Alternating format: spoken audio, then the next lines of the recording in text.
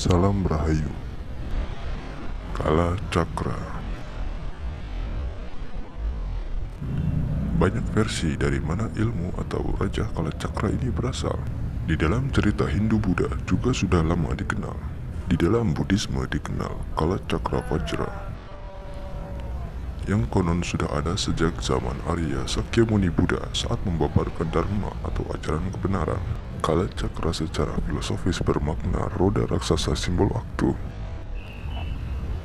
Tetapi bentuk gambar Kala Cakra itu berbeda-beda karena tergantung pada adaptasi, pemahaman, dan pendalaman masing-masing.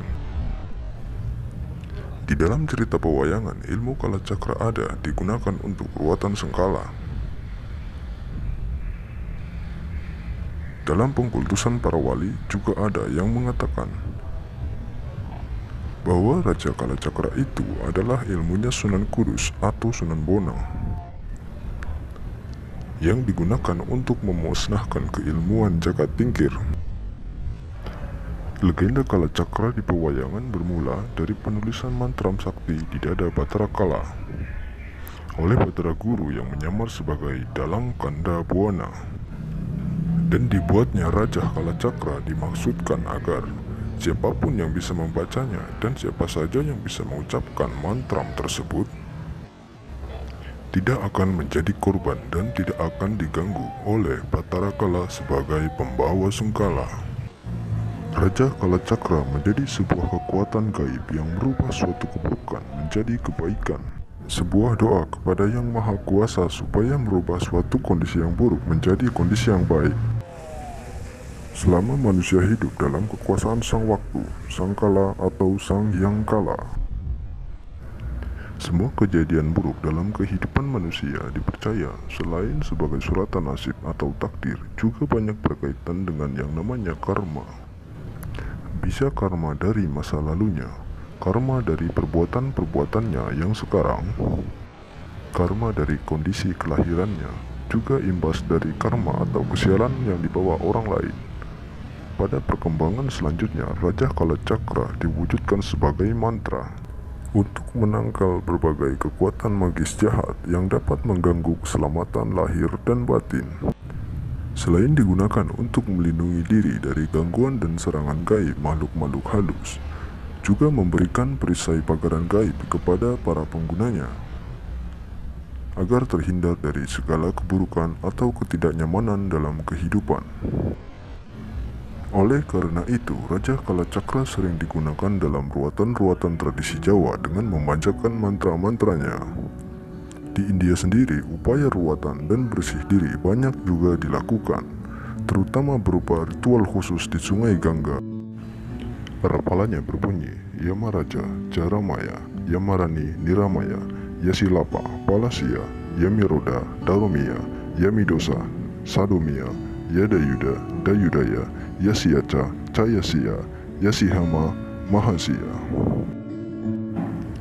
Bunyi mantranya dilakukan pembalikan dalam membacanya, karena bunyi maknanya dimaksudkan sebagai upaya membalik keadaan, membalik kondisi yang buruk menjadi baik, dan sifatnya menundukkan, bukan menyerang balik.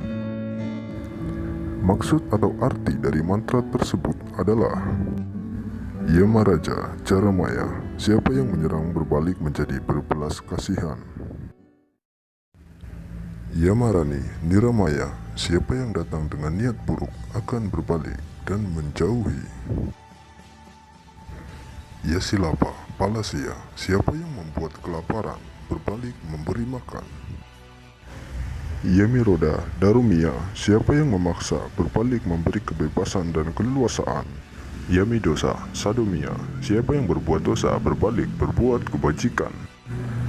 Yadayuda, Dayudaya, siapa yang memerangi berbalik membawa damai. Yasiaca, Cayasya, siapa yang menyengsarakan berbalik membawa kesejahteraan. Yasihama, Mahasya, siapa yang berbuat merusak berbalik sayang dan memelihara. Di dalam negeri, ilmu Raja Kala Cakra adalah salah satu ilmu yang digunakan pada masa lalu untuk menangkal jin kesaktian lawan, menyerang balik kekuatan gaib musuh, dan memiliki kekuatan menyerang makhluk halus hingga terluka parah. Raja Kalacakra juga digunakan untuk menangkal atau mengusir makhluk halus jahat dengan cara memasangnya di tempat-tempat yang diperkirakan ada makhluk halusnya.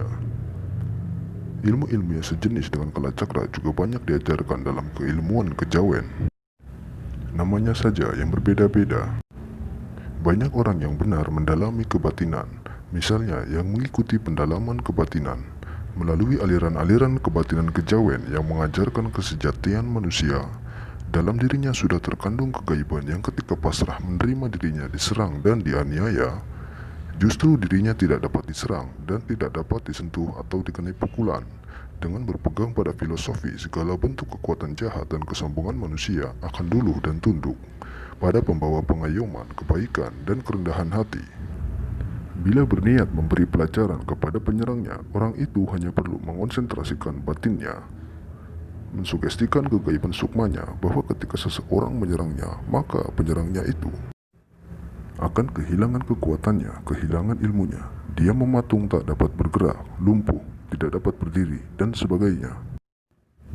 Kegaiban mereka juga dapat memusnahkan keampuhan ilmu gaib dan ilmu khodam. Nah sedulur, itu saja sedikit ulasan tentang Kalacakra. Semoga bermanfaat. Suro Dirojoyo Ningrat, Lepur Dening Pangastuti.